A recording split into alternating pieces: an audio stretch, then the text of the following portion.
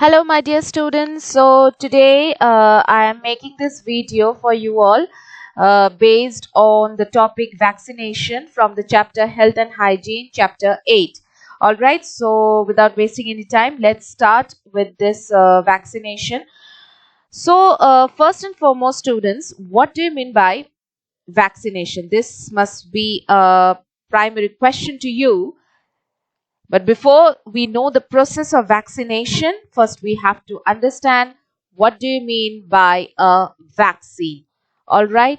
So vaccine is basically, you can say a substance or you can say a drug, all right, which is entered in our body so that the body's defense system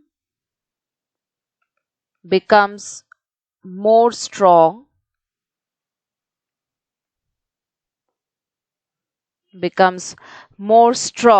to fight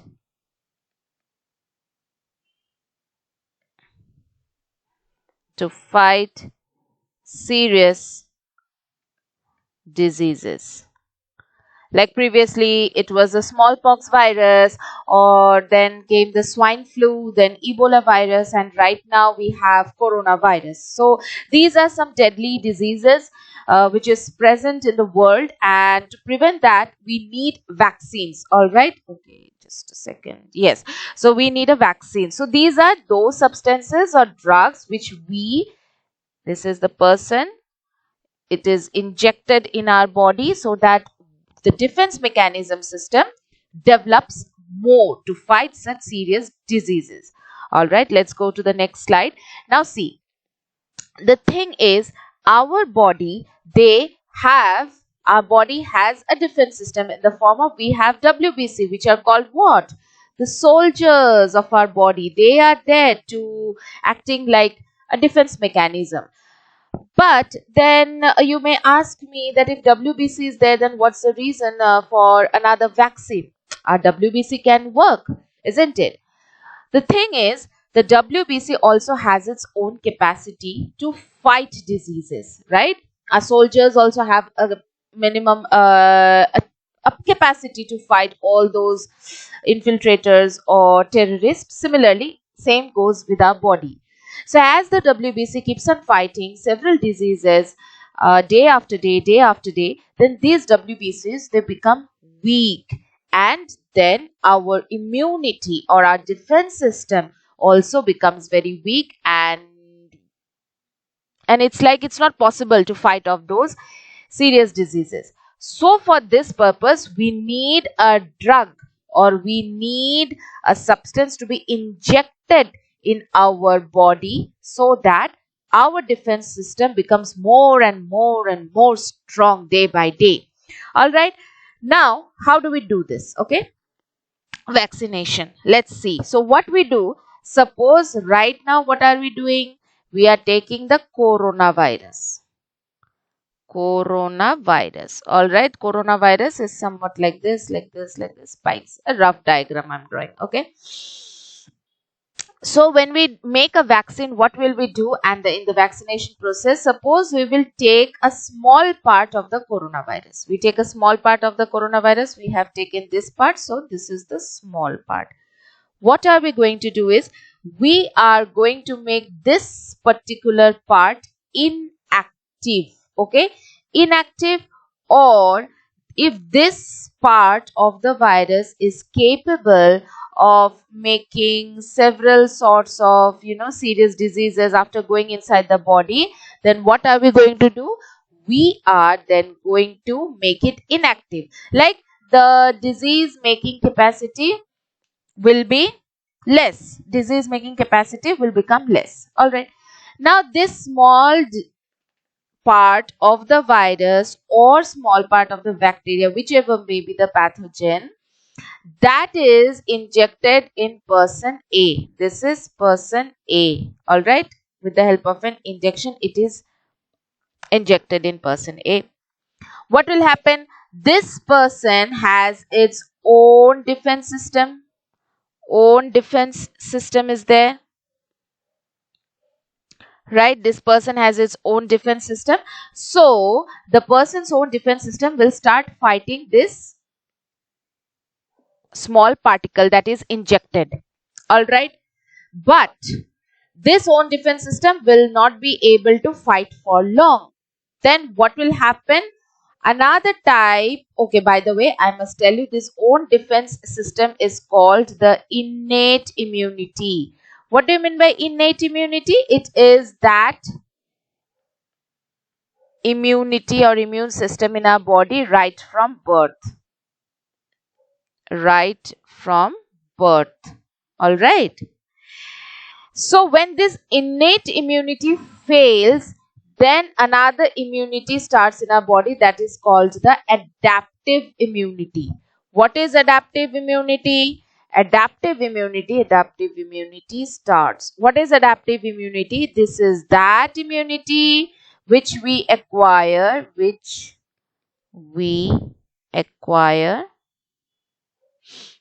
in our lifetime. This is right from birth, right from birth, in the sense like when we are in our mother's womb.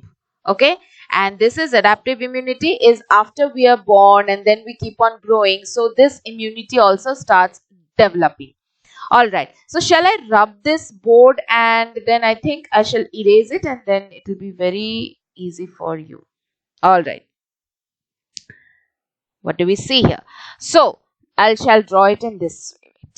So this is the coronavirus. These are the spikes of the virus. We take a small portion of the virus and then this small portion is injected into this person. All right. So innate immunity starts. Innate immunity starts, but after some time, but then stops. Right? Then after that, what happens? Acquired immunity starts. Acquired immunity starts. Now, see what happens here. In acquired immunity, what happens? Like these, the body of the person. This is the body of the person. This body starts making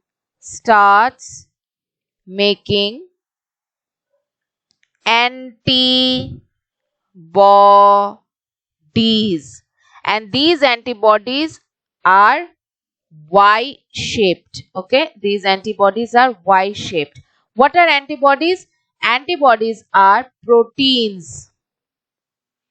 Antibodies are proteins which are like defense missiles.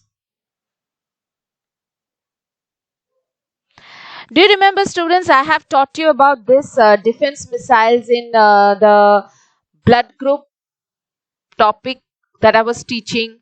Blood group A has antibodies, defense missile system against blood group B.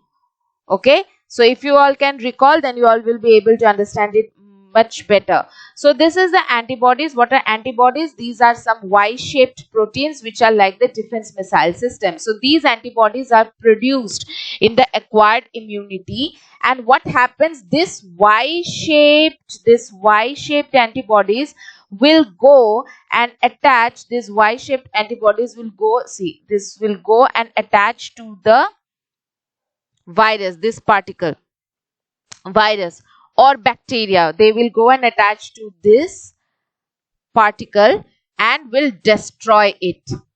Okay, this is, suppose this is the virus, this is a part of the virus, and this Y-shaped antibody will go and attach in this way to the virus. Okay, this is one part. In this way, to two ends it will go and attach, and these antibodies will destroy the virus. And what will happen? The person is going to become healthy. All right, the person is going to become healthy because the virus doesn't exist anymore in the person. But now, my dear students, what has happened in this entire process is that We have taken a very small portion of the virus. We have not taken the entire virus. Alright. So, as we have taken a small portion of the virus and have injected that virus in the person has developed some antibodies. Okay. These antibodies will be stored in the person for a long time. Okay. So, when the person actually gets infected with coronavirus, when the person will see, this is what we are artificially injecting a portion of the virus. Okay. But when the person will be actually infected with coronavirus, so that the percentage of that coronavirus or that thing will be really very high or very infectious, isn't it? When the person will be infected in actual. So what will happen? The body has already made antibodies for this coronavirus, isn't it? So if the person then gets infected by the actual coronavirus, by the entire virus, then the person's body, which already has antibodies, because this antibody stays in the body just like a memory. So the antibodies will get triggered and they will understand, oh, okay, we have this memory, okay, now this coronavirus, the real actual coronavirus has entered, so we have to go and attack the virus. Alright, so these antibodies which has the memory, they will go and attack the actual virus and the person will become fit and fine and healthy. What happens is that as these vaccines are not given to the person, so the person doesn't develop the antibodies. And so when the person gets infected by the actual coronavirus, then the person takes lot amount of time to create these antibodies, and during this creation of antibodies, the person becomes weak and eventually dies, doesn't survive. Alright, so I hope now you can understand why it's important for a person to get vaccinated for various deadly diseases. Why is it important? Once again, I am saying so that the body develops antibodies and keeps it stored in the body. Okay, so when the person gets infected by the actual virus or the actual bacteria, so the response towards fighting that disease becomes very fast, super fast. Alright, it doesn't take much time. So that was all about your vaccination. This is called the active immunization. You can say this is we are immuning. That is, immuning means we are making the defense system of our body more strong. See, my dear students, we have injected a small portion of the virus. Right? We have injected a very small portion of the virus in the person. Now, our purpose is not to increase the disease, okay, in the person, is not to increase the disease in the person and make the person dead. But why this small portion of the virus is given? So that our immune system develops. So when the actual virus attacks, the person is strong enough to fight that deadly disease. Alright, so this is we are doing active immunization. Now, my dear students, there is also another sort of immunization that is called the, just a second, I will erase all the ink. Okay. That is another, so we have done the active immunization or vaccination. Another is the passive immunization or passive vaccination. This is passive immunization or vaccination. What is done in passive immunization or passive vaccination? So I told, suppose this is person A. This is person A. So we have injected a small portion of the virus to this person. So this person then develops antibodies, Y-shaped antibodies. Okay, and these antibodies then goes and destroys this small virus, and the virus gets away from this person A. But as I told you these antibodies are stored in the person A as memory cells. Okay, they have this memory that when the actual virus will come and infect this person A, then these antibodies will again become very active. All right. So in passive immunization, what happens is that instead of injecting this small virus, suppose there is another person B. So instead of injecting this small virus into person B, what is injected is that these antibodies from A is injected into person B.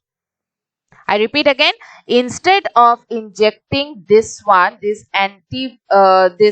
portion of virus into the person B, we don't inject it. What do we inject? We inject the antibodies that has been prepared by A into this. Only antibodies is injected. Y-shaped antibodies are injected. Y-shaped antibodies are injected into this person. All right. So when this antibody gets inside this person, so even they also can fight the disease. But this is called the passive immunization. Okay, it is passive. Someone else has made the antibodies in his or her body, and then that antibody is getting transported or transferred to some other person. So this is a passive immunization or vaccination, and in this way this person's defense system or immunity also develops. But this is, temporary. This is temporary. The active immunization that I had told you, active immunization or vaccination, that is permanent. Okay, that is permanent. And to make a vaccine, actually to undergo this active immunization or active vaccination, it takes a lot amount of time and research. And so for that purpose, many people, they go for this passive immunization, where they take that antibodies, like we had plasma donors and everyone. So they take the antibodies from other person who has been infected with the virus or the bacteria. So the antibodies are present, so they take that antibodies from that infected person and then inject it to another person who is suffering. So in this way, somewhat a relief measure is taken in this way, that the person becomes healthy. But it's temporary. Like after the antibody attacks the virus, then the antibodies also fades away and finishes off. They don't have that memory. Again, the person has to be injected with antibodies in this way. But those persons who are injected with the direct vaccination, that is any small portion of the bacteria or virus, they have a long term, those persons body, they have a long term memory antibodies in them, and so they don't need frequent vaccination for this thing. After maybe 5-6 years or 10 years, they will need another vaccination. But those who go for this passive immunization or vaccination, this temporary one, so they will require it every now and then to prevent themselves and to build their immune system. So that was it from my side based on your vaccination topic. I shall once again go through your page number 93. It's written there. And page number 94, if you see, then it's like a tetanus vaccine needs to be administered once every 6 months. Cholera vaccine needs to be administered annually. Please go through that. And in this way, I would like to say that the table, that is activity 1, that hepatitis B requires hepatitis B vaccine 1, polio requires oral PV 0 dose, tuberculosis requires BCG vaccine. All these things you have to remember. I will be asking that which disease requires which vaccination. All right, and then on page 95 we have Sir Edward Jenner, was an English physician and scientist who discovered the vaccine for smallpox in the year 1796. His discovery was the world's first vaccine.